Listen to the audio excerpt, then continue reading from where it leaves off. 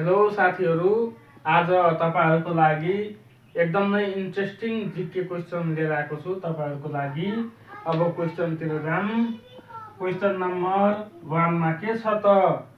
संसारको सबैभन्दा अग्लो हिमालको उचाइ कति हो? अब संसारको सबैभन्दा अग्लो हिमालको उचाइ साँच्चीकै कति छ त? अप्सन 1 मा के छ? 8848.06 मिटर। अप्सन 2 मा के छ त?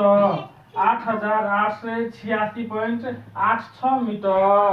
अनि अप्सन 3 मा के छ? 8885.86 मिटर। अनि अप्सन 4 मा के छ त?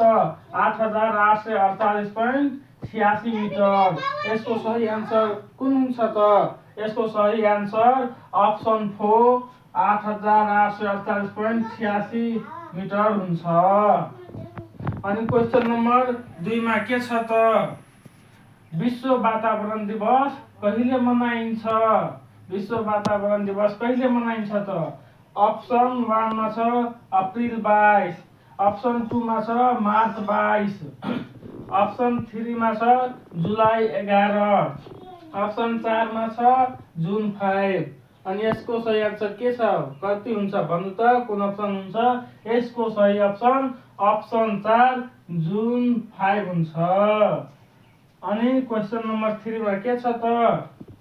सूर्य सबैभन्दा पहिले कुन देशमा उदाउँछ?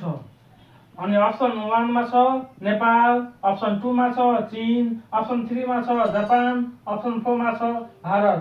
ल यसको सही आन्सर चाहिँ तपाईहरु कमेन्टमा भन्नु होला यसको सही आन्सर के हुन्छ भनेर।